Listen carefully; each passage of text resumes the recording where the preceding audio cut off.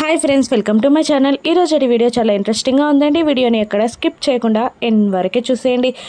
Subbu Dhatri కేదార్ల reception చేయాలి అని అంటుండగా నిషి అడ్డుకుంటూ ఉంటుంది. లేదు, ఈ రిసెప్షన్ చేయడానికి నేను ఒప్పుకోను, అలా కాదు, మీ ఖర్చుతో రిసెప్షన్ చేస్తాను అన్నా కూడా నేను ఒప్పుకోను అని అంటూ ఉంటుంది నిషి. ఇక కేదార్ వెంటనే మాకు ఏ రిసెప్షన్ అవసరం లేదు బామ్మగారు అని అనగానే ఇక కందక లేని దురద కత్తిపీటకెందుకు ఉన్నట్టు ఇక వాళ్ళ రిసెప్షన్ వద్దని వాళ్ళే అంటున్నారు కదా, ఇక మళ్ళీ ఇంత ఖర్చు ఎందుకు దండగా అని నిషి అంటూ ఉంటుంది. ఇక వెంటనే కౌశికి కూడా ఇలా అంటుంటుంది. అవును, మంచి మాట చెప్పావు నిషి, వాళ్ళ కోసం ఖర్చు పెట్టాల్సిన అవసరం మనకేంటి, వాళ్ళ ఫంక్షన్ చేయాల్సిన అవసరం మనకేంటి, మనం ఆ ఖర్చు పెట్టకూడదు అని కౌశికి అనిస్తుంది. దాంతో అక్కడ ఉన్న వాళ్ళందరూ షాక్ అవుతూ ఉంటారు. ఇక కాచి, ఏంటక్క నువ్వు అంటున్నది, నువ్వు అన్నది నేను విన్నది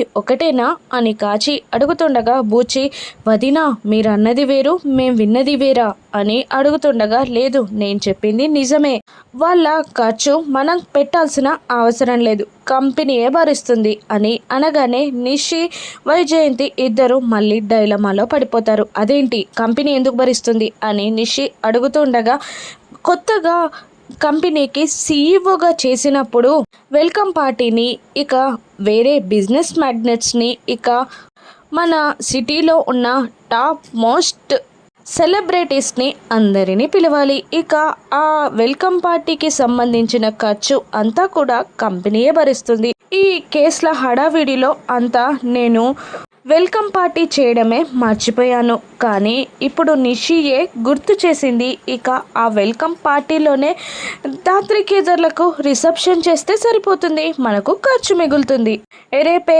వెల్కమ్ పార్టీ అరేంజ్ చేస్తాను, ఏర్పాట్లన్నీ నేనే చూసుకుంటాను, మీరు వచ్చి కూర్చోండి చాలు అని అంటూ కౌశికి తన డిసిజన్ చెప్పి అక్కడ నుండి వెళ్ళిపోగానే యువరాజ్, కమలాకర్ ఇద్దరు టెన్షన్ పడుతూ ఉంటారు. ఒకరితో ఒకరు మాట్లాడుకుంటూ ఉంటారు. ఏంటి బాబా ఇది, రేపే రిసెప్షన్ అంట, బాయ్ రేపు గన్స్ డెలివరీ కోసం ఇంటికి వస్తానన్నారు కదా, ఎలా అని యువరాజ్ టెన్షన్ పడుతుండగా ఇక కమలాకర్ ఇలా అంటుంటాడు. ఈవినింగ్ కదా రిసెప్షన్, ఏదో ఒకటి చేసి మార్నింగే గన్స్ని డెలివరీ చేద్దాం అని అంటూ ఉంటాడు కమలాకర్. ఇక దాత్రి కూడా నిషికి థ్యాంక్స్ చెప్తూ ఉంటుంది. థ్యాంక్ యూ నిషి, రిసెప్షన్కి వెల్కమ్ పార్టీకి అని అంటుండగా ఇక కేదార్ కూడా నిషిని ఇంకా ఏడిపించాలని పైకి అలా మాట్లాడుతుంది మీ చెల్లి, కానీ మీ చెల్లికి మనమంటే చాలా ఇష్టం అని అంటూ ఉంటాడు కేదార్. ఇక వాళ్ళు అలా నవ్వుకుంటూ అక్కడి నుండి వెళ్ళిపోగానే ఇక ఎలాగైనా రిసెప్షన్ ఆపాలి అని మనసులో వైజయంతి నిషి అనుకుంటూ ఉంటారు. ఇక తెల్లవారిపోతుంది. రిసెప్షన్కి అన్ని ఏర్పాట్లు జరుగుతూ ఉంటాయి. కౌశికి దగ్గరుండి డెకరేషన్ అంతా చూసుకుంటూ ఉంటుంది. కౌశికి హడావుడిని చూసి నిషి, వైజయంతి కుళ్ళుకుంటూ ఉంటారు. ఇక ఈ అనవసరపు ఖర్చులన్నీ ఎందుకో, అవన్నీ కంపెనీ పైనంట, ఇక ఆ కంపెనీ మనమే కదా అని వైజయంతి అంటూ ఉంటుంది. కుక్కల హడావుడిలాగా ఇదేంటో అన్నీ వాళ్ళకు కలిసొస్తున్నాయలా అని నిషి అంటూ ఉంటుంది. అప్పుడే సుబ్బు వస్తూ నిషిని, దాత్రి ఎక్కడా, దాత్రి ఎక్కడా, మీ అక్కిక్కడే అని అడుగుతుండగా నిషి ఇలా వెటకారంగా మాట్లాడుతూ ఉంటుంది. ఇంట్లో ఏ ఫంక్షన్ ఉన్నా అది ఇంట్లో చక్కగా ఉండదు, ఎప్పుడు ఏదో పనుంది అంటూ బయటికి వెళ్ళిపోతారు అని నిషి అంటుండగా వైజయంతి, అవును, బయటికి వెళ్ళొచ్చాక ఇంట్లో ఏవో కథలన్నీ చెప్తారు, ఈసారి మనమందరం ఆ కథలని వినేద్దాం అని వైజయంతి బామ్మగారితో అంటూ ఉండగా ఇక అప్పుడే అక్కడికి కౌశికి వచ్చి, వాళ్ళు ఏదో అంటున్నారులేండి, అదిగోండి దాత్రి కేదార్లు వస్తున్నారు అని చెప్తూ ఉంటుంది కౌశికి. ఇక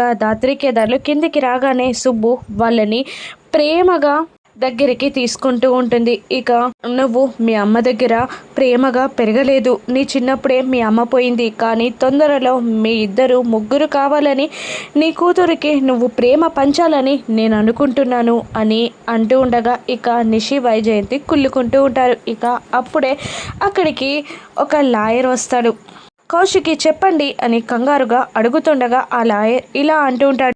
మేడం, మీరు మ్యూచువల్ డైవర్స్కి అప్లై చేశారు కదా, దాని టైం దగ్గర పడుతుంది, డిసిజన్ తెలుసుకోవడానికి వచ్చాను అని ఆ లాయర్ అంటూ ఉండగా ఇక కౌశిక్కి కాస్త నర్వస్గా ఫీల్ అవుతూ టెన్షన్ పడుతూ ఉంటుంది. ఇక వెంటనే ధాత్రి ఇలా అంటూ ఉంటుంది, ఇంకా మనసులోని మాటని ఎందుకు దాచేస్తారు వదిన, మీరు అన్నయ్య విడిపోమని, ఎప్పటికీ కలిసే ఉంటామని, విడాకులు తీసుకోమని ఆయనకి చెప్పేయండి అని అనగానే ఇక సైలెంట్గా ఉండిపోతుంది కౌశికి. ఇక వెంటనే సుబ్బు అక్కడికి వచ్చి భార్యాభర్తల బంధం అంటే విడిపోయేది కాదమ్మా, ఎన్ని ఒడుదుడుకులు వచ్చినా కలిసే ఉండాలి, ఆ ఒడుదుడుకులని దాటి చూసినప్పుడే ఒకరి ప్రేమ ఒకరికి తెలుస్తుంది.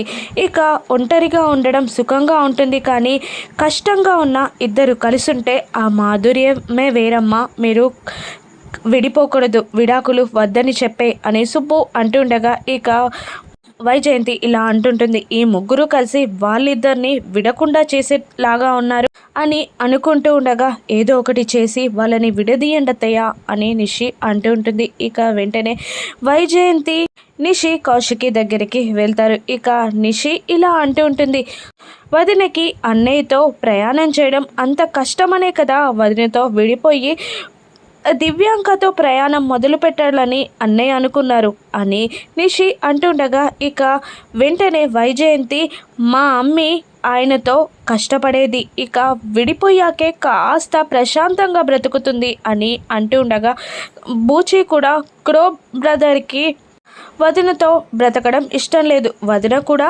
అంతే, ఇక వాళ్ళు కలిసి ఉండడం కుదరదు అని బూచి కూడా అంటూ ఉంటాడు. కానీ అప్పుడే అక్కడికి సురేష్ వచ్చి, కానీ నేను మాత్రం అలా అనుకోవట్లేదు, కౌశికిని నేను వదిలిపెట్టను, ఎంత కష్టమైనా సరే కడవరకు కౌశికితోనే ఉంటాను, నాకు విడాకులు వద్దు అని అంటూ కౌశికి దగ్గరికి వెళ్ళి కౌశికి చెయ్యి పట్టుకొని ఇలా అంటుంటాడు సురేష్, ఎన్ని కష్టాలు వచ్చినా వాటిని ఎదిరించి నీతో నేను కలిసి ఉండాలి అనుకుంటున్నాను, నీతో వేరుగా ఉండడం నా వల్ల కాదు, నేను ఉండలేను, జీవితాంతం నీతోనే కలిసి ఉండాలి అనుకుంటున్నాను, నీ నిర్ణయం ఏదైనా మనస్తృప్తిగా నేను యాక్సెప్ట్ చేస్తాను, నాకు విడాకులు వద్దు అని సురేష్ అంటుండగా ఇక అక్కడున్న లాయర్, మీ నిర్ణయం ఏంటో చెప్పండి మేడం అని అంటుండగా ఇక సురేష్ ప్రేమని అర్థం చేసుకున్న కౌశికి ఏం చెప్పలేక నవ్వుతూ సురేష్ని చూస్తుండగా ఇక ధాత్రి ఇలా అంటుంటుంది, మా వదిన ముఖంలో ఉన్న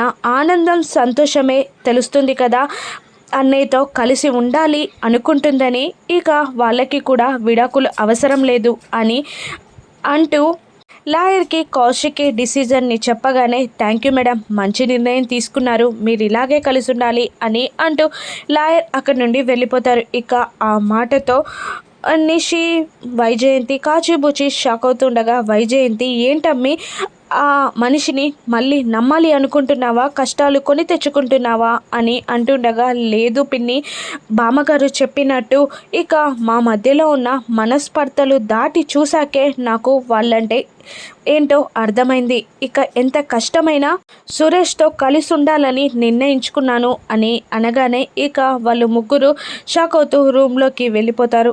ఎలాగైనా వాళ్ళను విడదీయాలి అని ప్లాన్ చేసుకుంటూ ఉండగా కాచి, వాళ్ళు కలుసుంటే విడిపోతారు అనుకున్నాను, కానీ ఇప్పుడు ఇద్దరు ముగ్గులయ్యేలా ఉన్నారు, ఇప్పుడు కొడుకు పుడితే మన ఆస్తి మొత్తం హాంపటాష్ అని కాచి అంటూ ఉండగా, ముష్టి 30 పైసల కోసమా ఇక్కడుంది, నేను చెడ్డైనా పర్లేదు, ఇక వాళ్ళిద్దరిని విడదీస్తాను అని అంటుండగా దానికి ఒక మంచి ప్లాన్ ఉంది, దివ్యాంకకి కాల్ చేసి చెప్తే ఏదో ఒకటి చేస్తుంది అని అనగానే చెయ్యి అని అంటూ ఉంటుంది వైజయంతి. ఇక నిషి దివ్యాంకకి కాల్ చేసి ఇక విడాకుల నోటీస్ వచ్చిందని, సురేష్ కౌశికి విడిపోవట్లేదు కలిసి ఉంటున్నామని చెప్పారని దివ్యాంకకి చెప్పేస్తుంది నిషి చెప్పగానే దివ్యాంక షాక్ అవుతూ ఇక ఆఖరి అస్త్రాన్ని, బలమైన అస్త్రాన్ని ప్రయోగిస్తాను, మీరేం టెన్షన్ పడకండి అని అంటూ ఉంటుంది దివ్యాంక.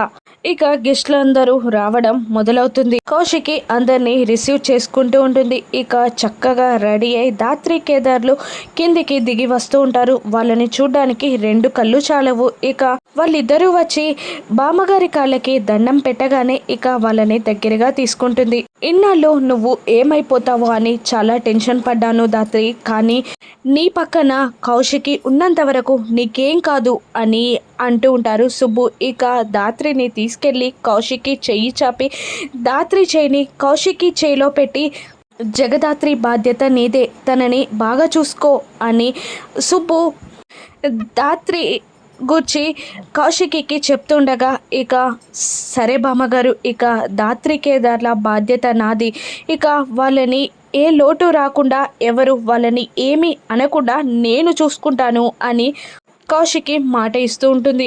అలా దాత్రి కౌశికి ఒకరి చేతులు ఒకరు కలపడం అక్కడున్న వాళ్ళు చూడలేకపోతారు. ఇక దాత్రి మాత్రం మనసులో ఇలా అనుకుంటూ ఉంటుంది, ఇంట్లో నేను మిమ్మల్ని గెలిపించే జగదాత్రిని వదినా, కానీ బయట మాత్రం మీ పైన గెలిసే జేడిని అని మనసులో అనుకుంటూ ఉంటుంది దాత్రి.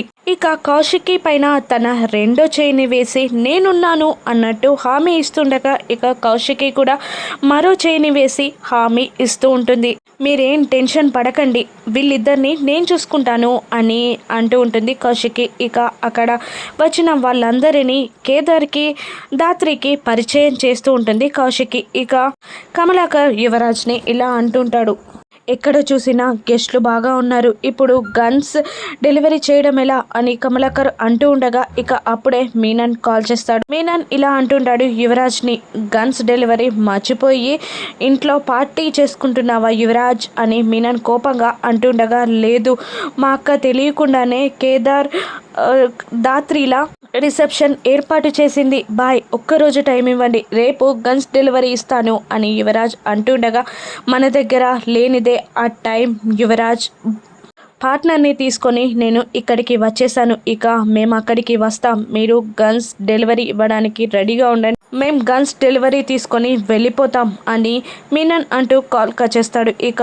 యువరాజ్ మ్యాటర్ అంతా కమలాకర్కి చెప్తూ ఉంటాడు. ఇక వాళ్ళు కంగారు పడడం దాత్రి గమనించి కిరణ్ని రమ్యని ఇక్కడికి రమ్మని చెప్పు అని కేదార్కి చెప్తూ ఉంటుంది దాత్రి. ఇక నేను ఇప్పుడే ఫోన్ మాట్లాడి వస్తానక్క అని కేదార్ పైకి వెళ్ళిపోగానే, ఇక ఈరోజు ఏం జరుగుతుందో నేను చూస్తాను, ఆ మీనన్ని పట్టుకుంటాను అని దాత్రి యువరాజ్ కమలాకర్ని చూస్తూ అంటూ ఉంటుంది.